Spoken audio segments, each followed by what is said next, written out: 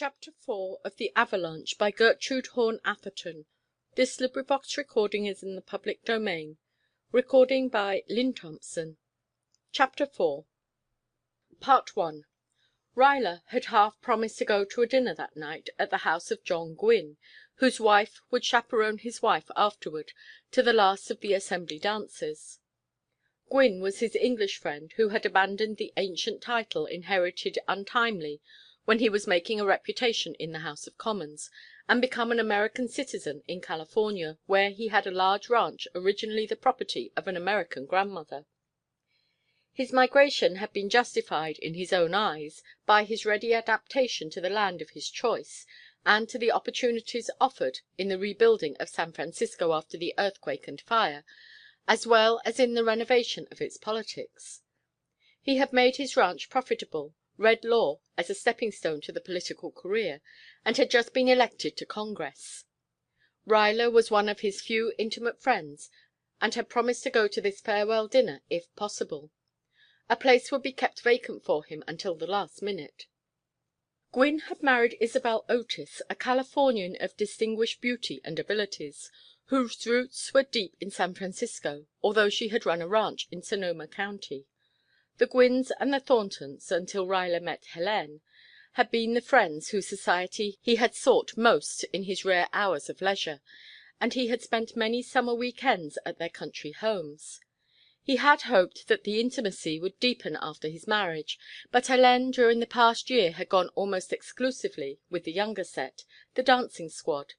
Natural enough, considering her age, but Ruyler would have expected a girl of so much intelligence, to say nothing of her severe education, to have tired long since of that artificial wing of society devoted solely to froth, and gravitated naturally toward the best the city afforded. But she had appeared to like the older women better at first than later, although she accepted their invitations to large dinners and dances. Ruyler made up his mind to attend this dinner at Gwynne's, and telephoned his acceptance before he left Long's. Business or no business, he should be his wife's bodyguard hereafter. There were blackmailers in society as out of it, and it was possible that his ubiquity would frighten them off. Whether to demand his wife's confidence or not, he was undecided. Better let events determine. Part 2. When he arrived at home he went directly to Hélène's room, but paused with his hand on the knob of the door. He heard his mother-in-law's voice, and she was the last person he wished to meet until he was in a position to tell her to leave the country. He was turning away impatiently when Madame Delano lifted her hard, incisive tones. "And you promised me!" she exclaimed passionately. "I trusted you. I never believed—" Price retreated hurriedly to his own room, and it was not until he had taken a cold shower and was half dressed that he permitted himself to think. That wretch had known, then. It was she who had been blackmailing her daughter. And the poor child had been afraid to confide in him, to ask for money. No wonder her eyes had flashed at the prospect of a fortune of her own. An even less welcome ray illuminated his mind at this point. His wife was not unversed in the arts of dissimulation herself. True, she was French and took naturally to diplomatic wiles. True also the instinct of self-preservation in even younger members of a sex that man in his centuries of power had made, superficially, the weaker, was rarely inert. What woman could wish her husband to know disgraceful ancestral secrets which were no fault of hers? A much older woman would not be above entombing them, if the fates were kind. But it saddened him to think that his wife should be rushed to maturity along the devious way. Poor child, he must win her confidence as quickly as his limping wits would permit, and shift her burden to his own shoulders. Having learned through the medium of the house telephone that his mother-in-law had departed, he knocked at his wife's door. She opened it at once, and there was no mark of agitation on her little oval face, under its proudly carried crown of heavy braids. She was looking very lovely, in a severe black velvet gown whose texture and depth cunningly matched her eyes, and threw into relief as artful the white purity of her skin and the delicate pink of lip and cheek. She smiled at him brilliantly. "It can't be true that you are going with me?" "I've reformed. I shall go with you everywhere from this time forth. But I thought I heard your mother's voice when I came in." "She often comes in about dressing time to see me in a new frock. How heavenly that you will always go with me!" Her voice shook a little, and she leaned over to smooth a possible wrinkle in her girdle. "Will you come down to the library? We are rather early." He went directly to the safe and took out the ruby and clasped the chain about her neck. The chain was long, and the great jewel took a deeper and more mysterious colour from the sombre background of her bodice. Hélène gasped. "Am I to wear it to night? That would be too wonderful. This is the last great night in town." "Why not? I shall be there to mount guard. You shall always wear it when I am able to go out with you." She lifted her radiant face, although it remained subtly immobile, with a new and almost formal self–possession. "I am even more delighted than I was yesterday, for at the fête there will be so much novelty to distract attention. You always think of the nicest possible things." When they were in the taxi, he put his arm about her. "I wonder," he began gropingly, "if you would mind not going out when I cannot go with you. I'll go as often as I can manage. There are reasons—" He felt her light body grow rigid. "Reasons? You told me only yesterday—" "I know. But I have been thinking it over. That is rather a fast lot you run with. I know, of course, they are F.F.C.'s and all the rest of it.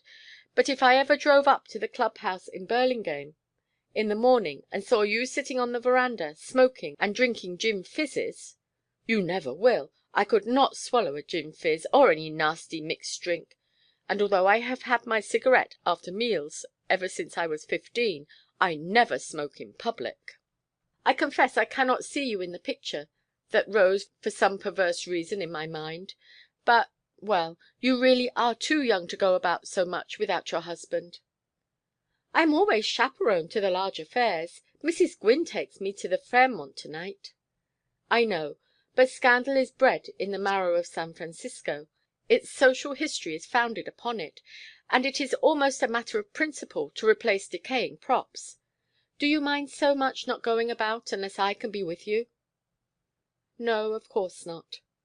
Her voice was sweet and submissive, but her body did not relax.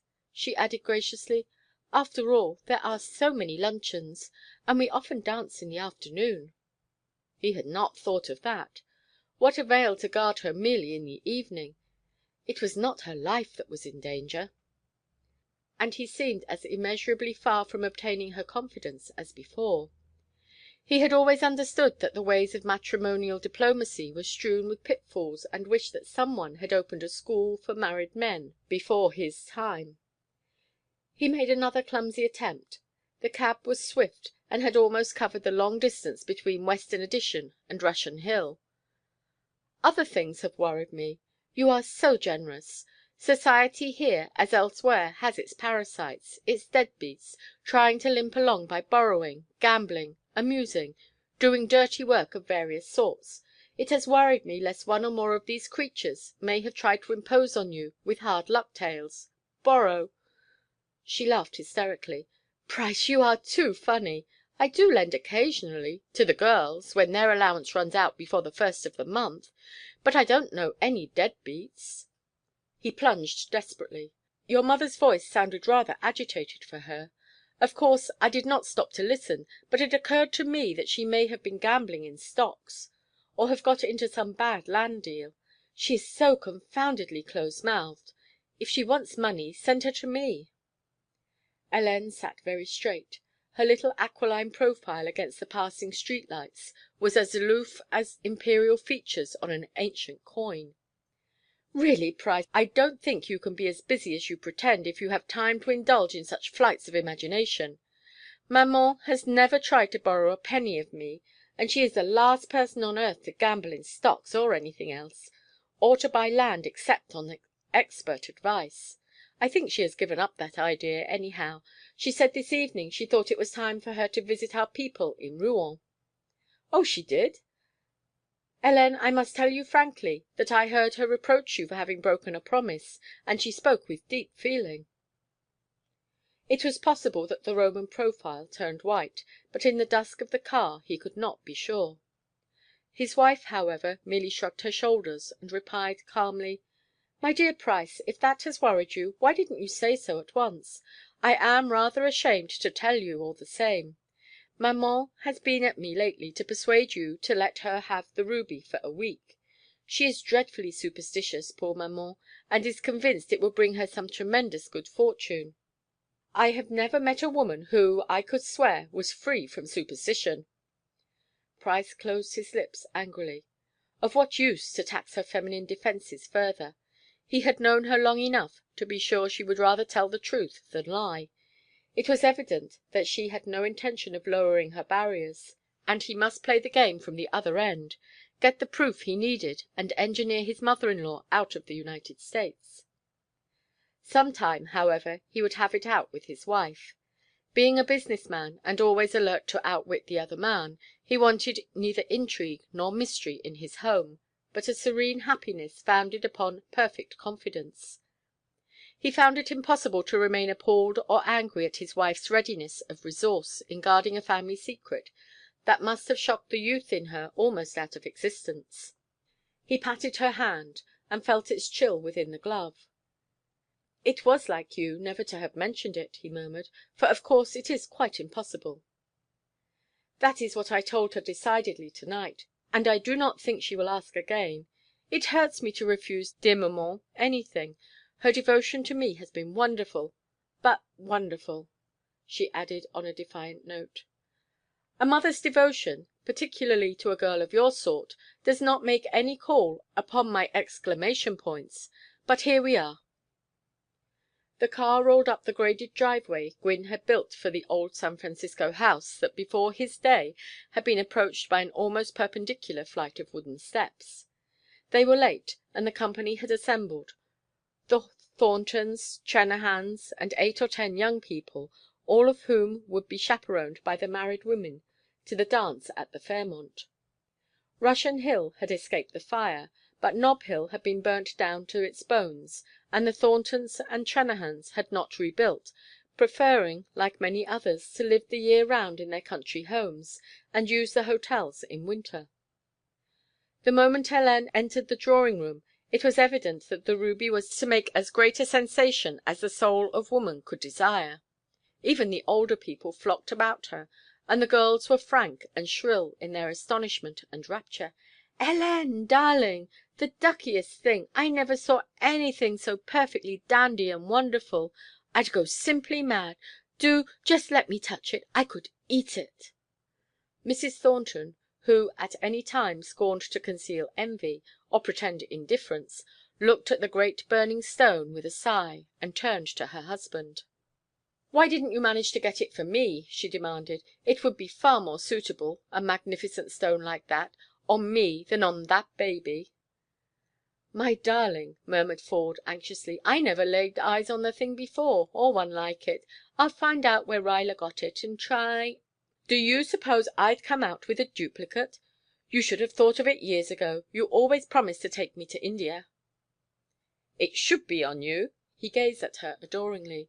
Her hair was dressed in a high and stately fashion to–night. She wore a gown of gold brocade, and a necklace and little tiara of emeralds and diamonds. She was looking very handsome and very regal. Thornton was a thin, dark, nervous wisp of a man, who had borne his share of the burdens laid upon his city in the cataclysm of 1906, but if his wife had demanded an enormous historic ruby, he would have done his best to gratify her. But how the deuce could a man— Mrs. Gwynne was holding the stone in her hand, and smiling into its flaming depths, without envy. She was one of those women of dazzling white skin, black hair, and blue eyes, who, when wise, never wear any jewels but pearls. She wore the Gwynne pearls to–night, and a shimmering white gown. Ruyler glanced round the fine old room with the warm feeling of satisfaction he always experienced at a San Francisco function, where the women were almost as invariably pretty as they were gay and friendly. He did not like the younger men he met on these occasions as well as he did many of the older ones. The serious ones would not waste their time on society, and there were too many of the sort who were asked everywhere because they had made a cult of fashion, whether they could afford it or not. A few were the sons of wealthy parents, and were more dissipated than those obliged to hold down a job that provided them with money enough above their bare living expenses to make them useful and presentable. Ruyler looked upon both sorts as cumberers of the earth, and only tolerated them in his house when his wife gave a party and dancing-men must be had at any price. There was one man here to–night for whom he had always held particular detestation. His name was Nicholas Doremus. He was a broker in a small way, but Ruyler guessed that he made the best part of his income at bridge, possibly poker. He lived with 2 other men in a handsome apartment in one of the new buildings that were changing the old skyline of San Francisco. His dancing teas and suppers were admirably appointed, and the most exclusive people went to them. Ruyler knew his history in a general way. His father had made a fortune in Virginia in the '70's, and his mother for a few years had been the social equal of the women who now patronized her son. But unfortunately the gambling microbe settled down in Harry Doremus's veins, and shortly after his son was born he engaged his favorite room at the Cliff House and blew out his brains. His wife was left with a large house, which as a last act of grace he had forborne to mortgage and made over to her by deed.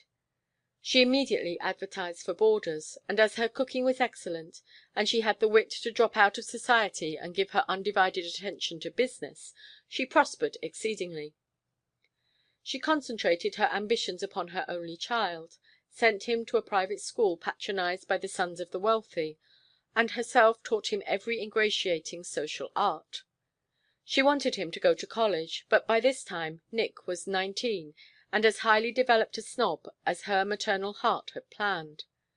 Knowing that he must support himself eventually, he was determined to begin his business career at once, and believed, with some truth, that there was a prejudice in this broad field against college men. He entered the brokerage firm of a bachelor who had occupied Mrs. Doremus's best suite for 15 years, and made a satisfactory clerk, the while he cultivated his mother's old friends.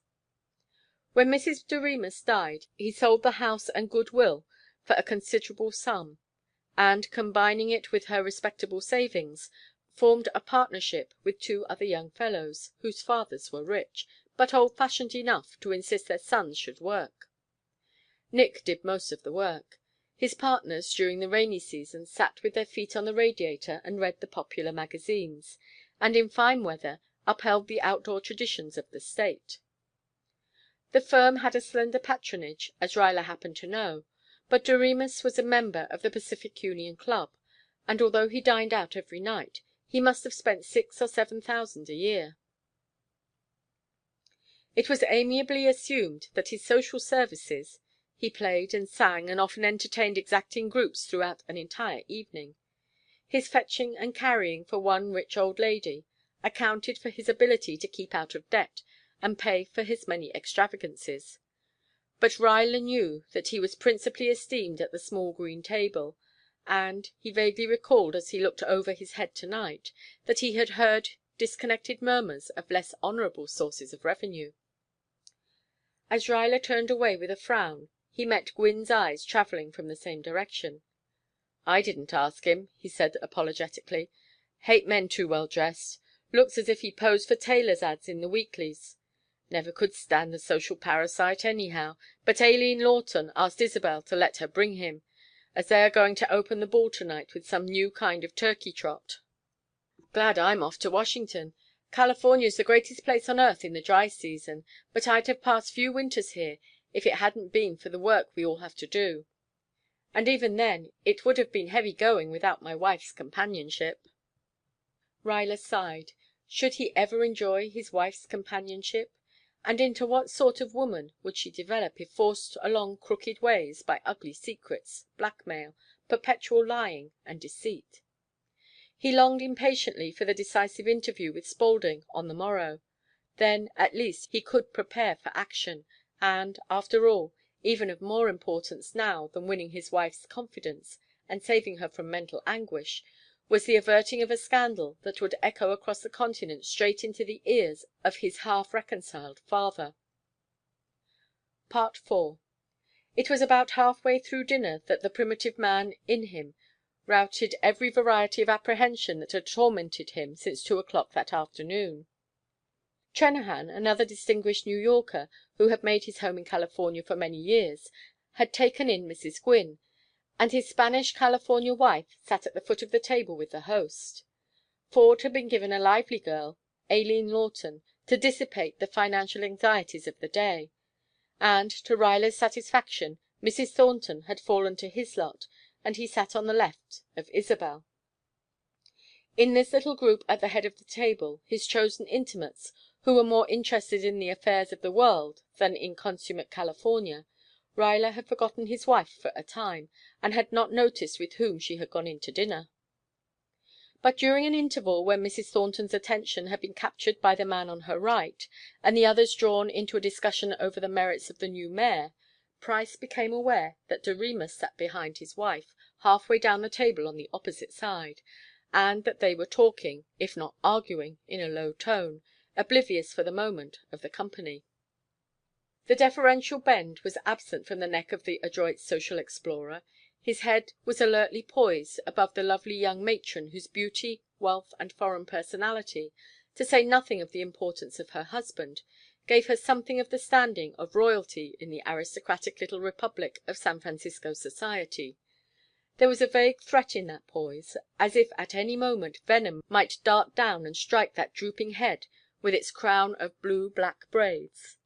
Suddenly Hélène lifted her eyes, full of appeal, to the round pale blue orbs that at this moment openly expressed a cold and ruthless mind. Ruyler endeavoured to piece together those disconnected whispers. Letters discovered or stolen. Blackmail. But such whispers were too often the whiffs from energetic but empty minds, always floating about and never seeming to bring any culprit to book. Had this man got hold of his wife's secret? But this merely sequacious thought was promptly routed. The young man, who was undeniably good–looking, and was rumoured to possess a certain cold charm for women, although, to be sure, the wary San Francisco heiress had so far been impervious to it, was now leaning over Mrs. Price Ruyler with a coaxing, possessive air, and the appeal left Hélène's eyes as she smiled coquettishly and began to talk with her usual animation, but still in a tone that was little more than a murmur. She moved her shoulder close to the man she evidently was bent upon fascinating, and her long eyelashes swept up and down, while her black eyes flashed and her pink colour deepened. There was a faint amusement mixed with Doremus's habitual air of amiable deference, and somewhat more of assurance, but he was as absorbed as Hélène, and had no eyes for Janet Maynard, on his left, whose fortune ran into millions. For a moment Ruyler, who had kept his nerve through several years of racking strain which even an American is seldom called upon to survive, wondered if he were losing his mind. To business and all its fluctuations and even abnormalities he had been bred. There was probably no condition possible in the world of finance and commerce which could shatter his self–possession, cloud his mental processes. But his personal life had been singularly free of storms. Even his emotional upheaval, when he had fallen completely in love for the first time, had lacked that torment of uncertainty which might have played a certain havoc, for a time, with those quick, unalterable decisions of the business hour. And even his engagement had only lasted a month. It was true that during the past 6 months he had worried off and on about the shadow that had fallen upon his wife's spirits and affected his own, but, when he had time to think of it, before yesterday morning he had assumed it was due to some phase of feminine psychology which he had never mastered. That she could be interested in another man had never crossed his mind, in spite of his passing flare of jealousy. She was still passionately in love with him, for all her vagaries, or so he had thought. Ruyler was conscious of a riotous confusion of mind that really made him apprehensive. Had he witnessed that scene on the dummy this afternoon? It seemed a long while ago. Had he heard those portentous words of his mother–in–law to his wife? Had they meant that she had warned her daughter against the bad blood in her veins, extracted a promise, broken, to walk in the narrow way of a dutiful wife, mercifully spared by a fortunate marriage the terrible temptations of the older woman's youth? Had Hélène confessed, in desperate need of help, advice? Doremus was just the bounder to compromise a woman and then blackmail her. Good God, what was it? For all his mental turmoil, he realized that here alone was the only possible menace to his life's happiness. His mother-in-law's past was a bitter pill for a proud man to swallow, and there was even the possibility of his wife's illegitimacy. But, after all, those were matters belonging to the past, and the past quickly receded to limbo these days. Even an open scandal, if some one of the offal sheets of San Francisco got hold of the story and published it, would be forgotten in time. But this, if his wife had fallen in love with another man, and women had no discrimination where love was concerned. If a decent chap got a lovely girl, it was mainly by luck, the rotters got just as good. Then, indeed, he was in the midst of disaster without end. The present was chaos and the future a blank. He'd enlist in the first war and get himself shot. Hélène had a charming light coquetry, wholly French, and she exercised it indiscriminately, much to the delight of the old beaux, for she loved to please, to be admired. She had an innocent desire that all men should think her quite beautiful and irresistible. Even her husband had never seen her in an unbecoming déshabillé. She coquetted with him shamelessly, whenever she was not too gloriously serious and intent only upon making him happy. Until lately. This was by no means her ordinary form. He had come upon too many couples in remote corners of conservatories, had been a not unaccomplished principal in his own day.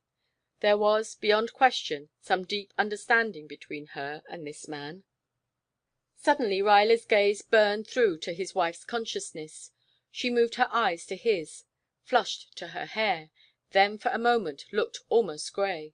But she recovered herself immediately, and further showed her remarkable powers of self-possession by turning back to her partner and talking to him with animation, instead of plunging into conversation with the man on her right. At the same moment Ruyler became subtly aware that Mrs. Thornton was looking at his wife and Doremus, and as his eyes focused he saw her long, thin, mobile mouth curl and her eyes fill with open disdain. The mist in his brain fled as abruptly as an inland fog out in the bay before one of the sudden winds of the Pacific. In any case, his mind hardly could have remained in a state of confusion for long. But that his young wife was being openly contemned by the cleverest as well as the most powerful woman in San Francisco was enough to restore his equilibrium in a flash. Whatever his wife's indiscretions, it was his business to protect her until such time as he had proof of more than indiscretion. And in this instance he should be his own detective. He turned to Mrs. Thornton. "Going on to the Fairmont?" he asked. "Oh, yes, I have a new gown. Have you admired it? Arrived from Paris last night, and I am chaperoning 2 of these girls. You are not, of course." "I did intend to, but it's no go. Still, I may drop in late and take my wife home." "Let me take her home." Was his imagination morbid, or was there something both peremptory and eager in Mrs. Thornton's tones? "I'm stopping at the Fairmont, of course, but Fordy and I often take a drive after a hot night and a heavy supper." "If you would take her home in case I miss it, I must go to the office." "I'd like to. That's settled." This time her tones were warm and friendly. Ruyler knew that Mrs. Thornton did not like his wife, but her friendliness towards him, since her return from Europe 3 or 4 months ago, had increased, if anything. His mind was now working with its accustomed keen clarity.